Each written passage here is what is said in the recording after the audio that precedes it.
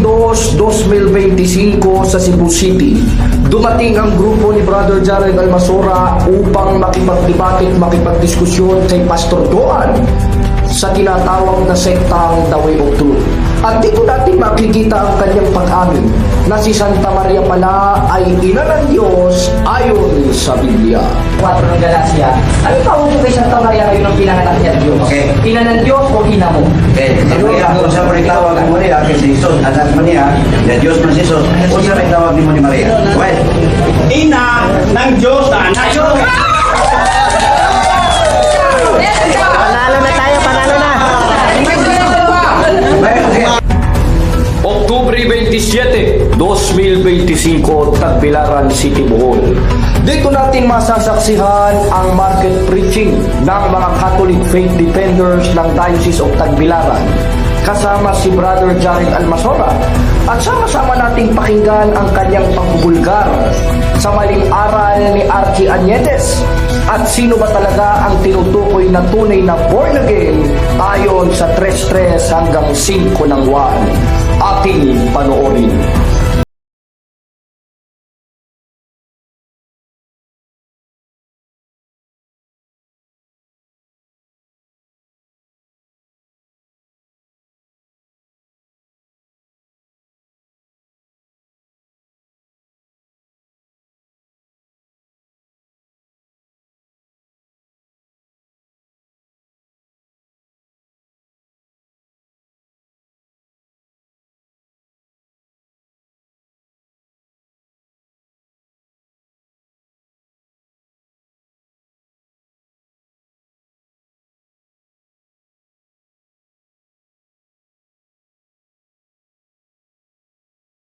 Cars back, sauce in hand.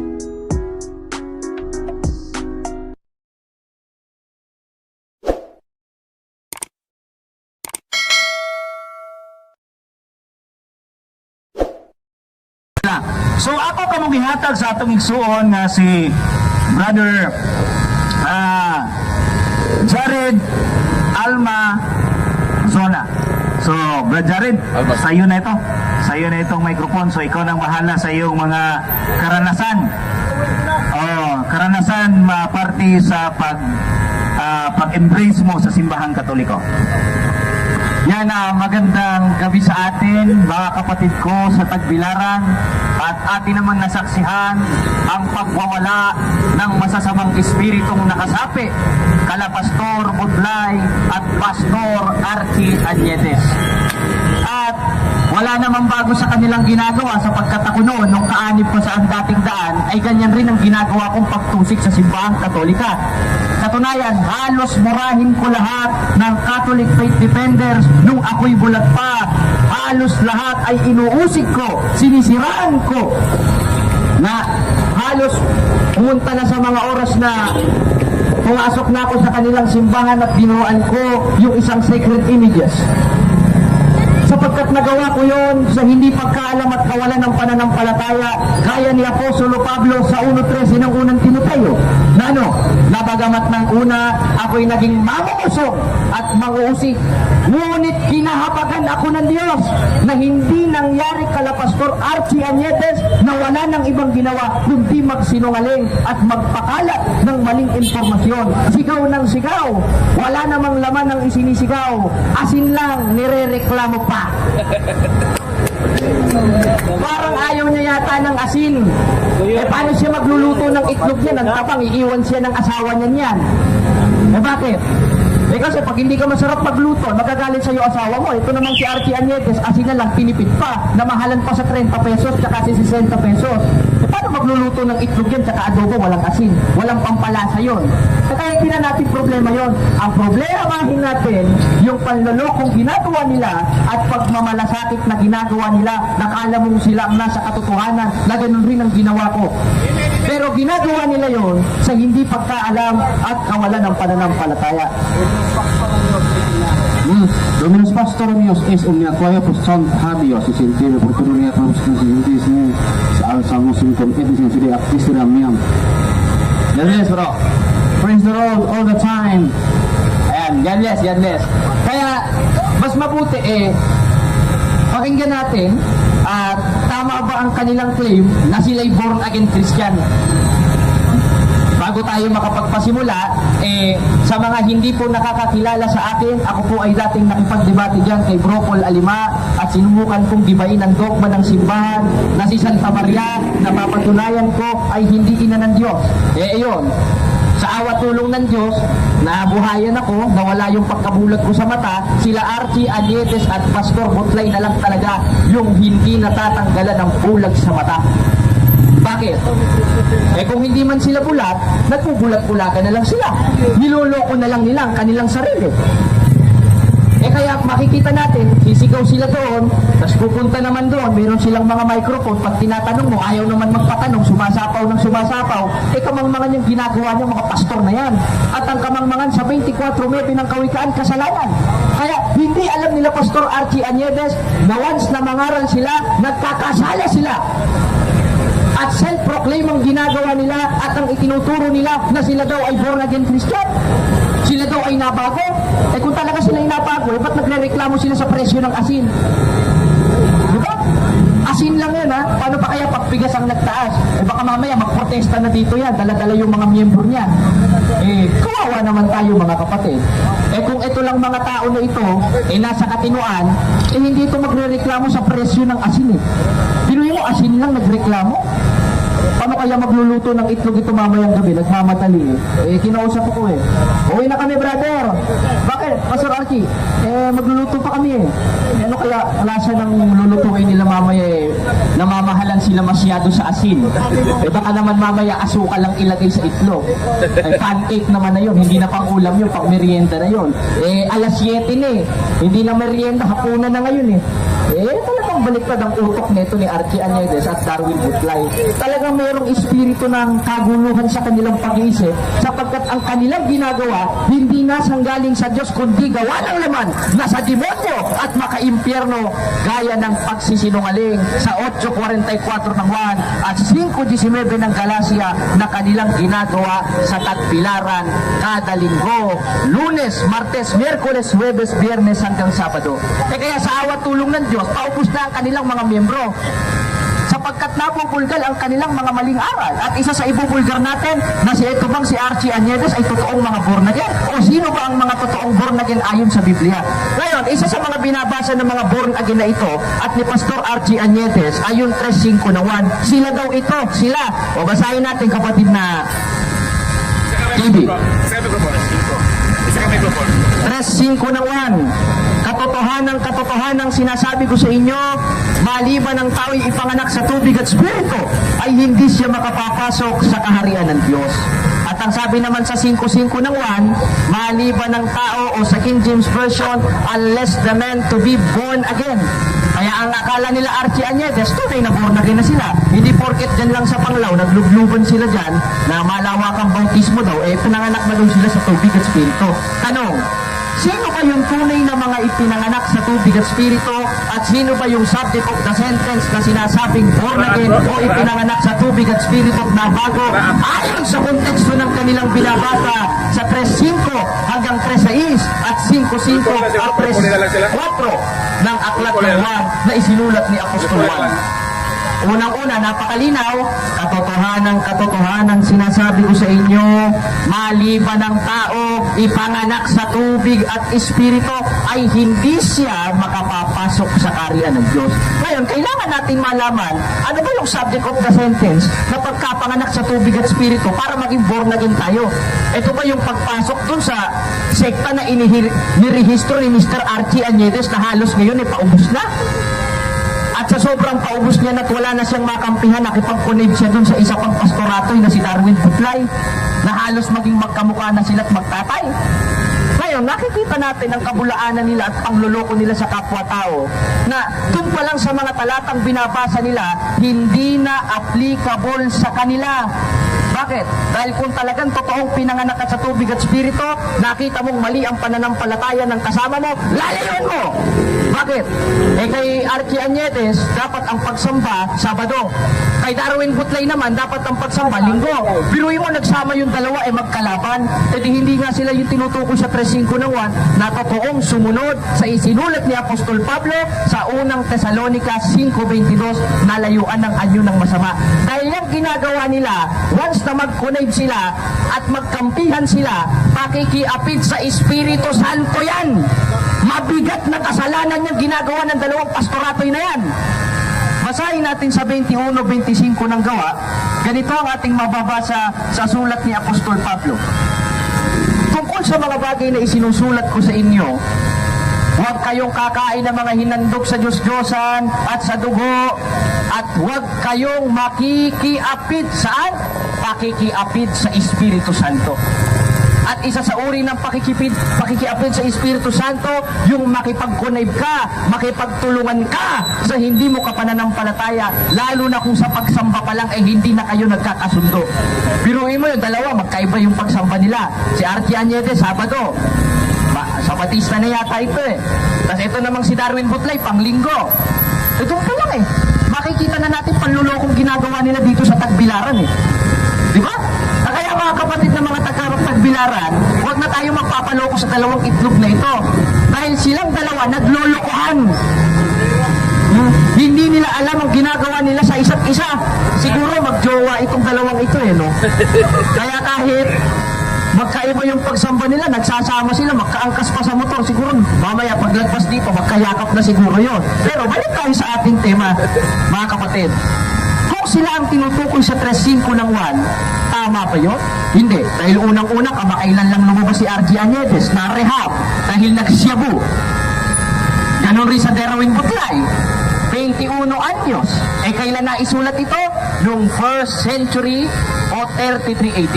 Di dyan pa lang, hindi na applicable sa kanila itong 3.5 ng 1 na ipapanganak sa tubig at spirito. Ngayon, ano ba ito? Basahin natin sa 22:16 ng gawa na sinabi ni Apostolo Pablo, ganito ang ating mababasa. At narito, magtindig ka at ikay magbautismo rin at hugasan mo ang iyong mga kasalanan na tumatawag sa kanyang pangalan.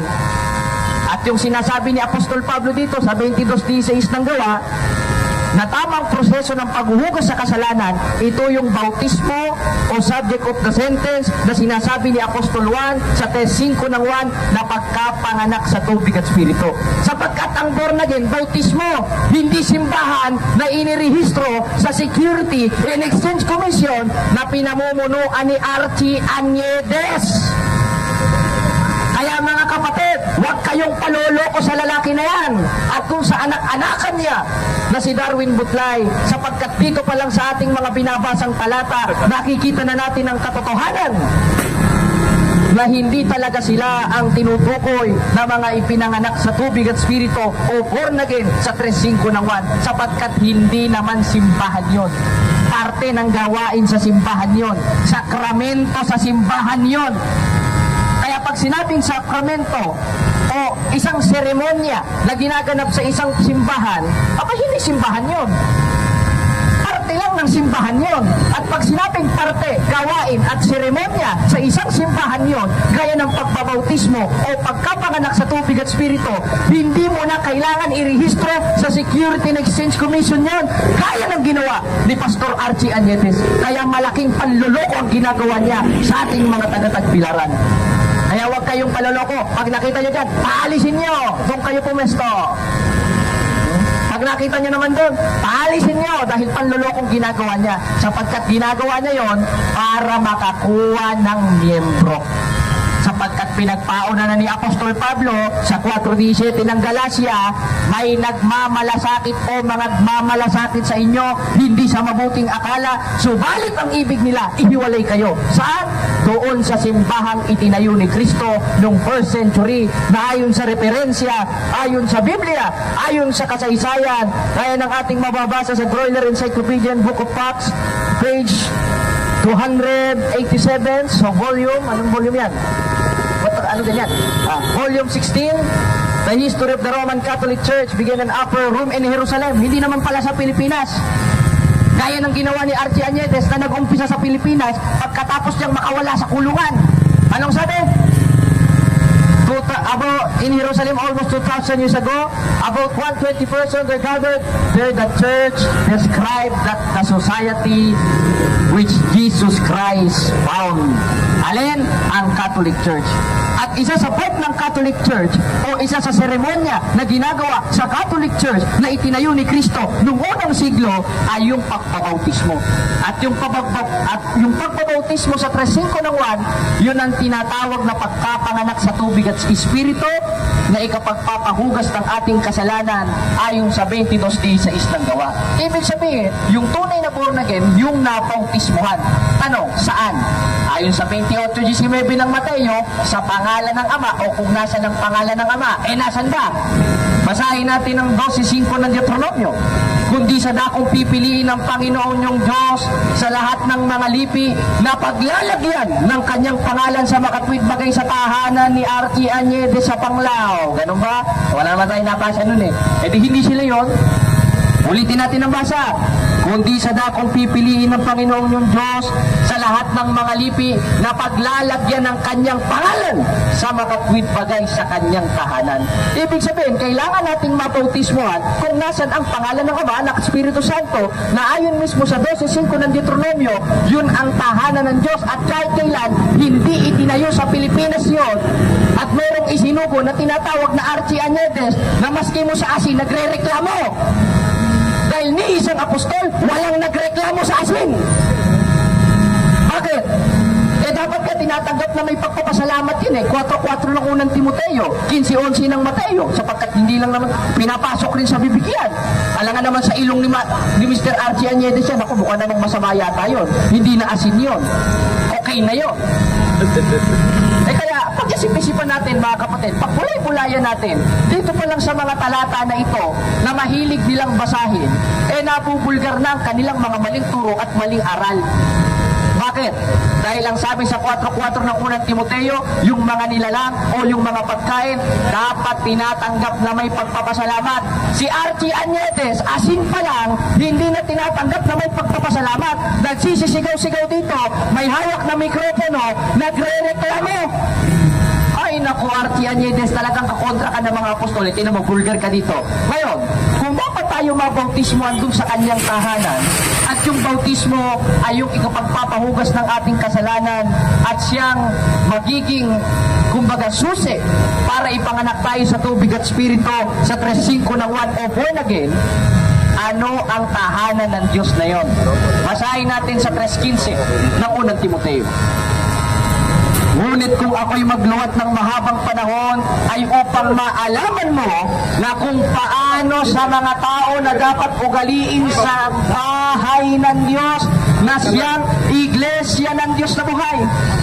Ibig sabihin, yung bahay ng Diyos na doon dapat tayo magbautismo, na pag nabautismoan tayo, magiging born again tayo, yung pala yung bahay ng Diyos na tinatawag na iglesia ng Diyos na nangalat sapagkat ang utos ni Kristo sa 28:19 ng Mateo, yumaon sa bawat bansa, kaya nakapunta sa Roma, kaya ang pate ni Apostol Pablo sa mga taga-Roma, sa 16 ng Roma, mangagpatian kayo ng mga banal na halik, pinapati kayo ng mga iglesia ni Kristo. Kaya naging mga, o in King James Version is plural, which is churches, sapagkat nangalat.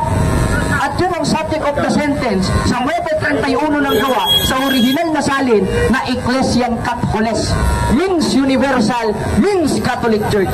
Ibig sabihin, yung sambahayan ng Diyos na tinawag na iglesia ng Diyos na doon dapat tayo ipanganak sa tubig at Espiritu at mabautismoan para maging born again, yung pala ang simbahang Katoliko, Apostoliko, Romano na itinayo ng ating Panginoong Jesucristo. Kaya dyan pa lang, nakikita na kung sino yung tunay na born again. Hindi yung itinayo sa Pilipinas na merong sugo na nagre-reklamo sa presyo ng asin na si Archie Añetes, na nagsisisigaw-sigaw na wala namang laman, na wala nang ibang ipangaral kundi paninira sa simbahan sapagkat sira ang tuktok ng pastor na yan ayon sa Biblia, sapagkat bulag na ayon mismo kay Apostol Pablo sa 4:4 ng 2 Korinto. Kaya ngayon, nasubok na natin. Nasunod na natin ang 4.1 ng unang 1. Eh alam nyo na gagawin nyo mga kapatid na mga taga-Tagbilaran. Pag nakita nyong kumatok sa bahay nyo yan, nakita nyong nangaral, paalisin nyo yan. Sapagkat pangluloko ang ginagawa niyan sa kapwa-tao, lalo na dito sa Bohol. Pangluloko ang ginagawa niyan. Na ultimo asin, irereklamo. Eh ba't hindi ka magprotesta? Ba't tinatamay mo simpahang Katoliko sa asin? Hindi naman kami producer niyan eh. Mga magsasakang producer niyan eh. Yung may mga asinan. Eh di sana doon ka nagreklamo sa presyo. Kami, hindi kami nagrereklamo sa presyo ng asin. Samantalang ikaw, nagrereklamo ka sa presyo ng asin. Kaya ngayon, napatunayan natin na ang tunay na born again ay ang mga kaanib sa tunay na simbahan na nabautismuhan sa kanyang tahanan na paglalagay na ng kanyang pangalan na itinayo noong 2,000 years ago sa pamamagitan ng ating Panginoong Jesucristo na ayon sa kasaysayan, yun ang simbahang Katolikong simbahan na banal o Roman Catholic Church. Kaya ang tunay na born again, yung nabautismuhan sa tunay na simbahan, may otorisasyon, may isang sugo sa 7:24 ng Hebreo at yung sugo na yon hindi nagre-reklamo sa asin sapagkat siya mismo ang gumawa sa asin at yun ang ating Panginoong Jesucristo. Kaya andito si kapatid na Noel, dyan po nagtatapos ang ating pangangaral.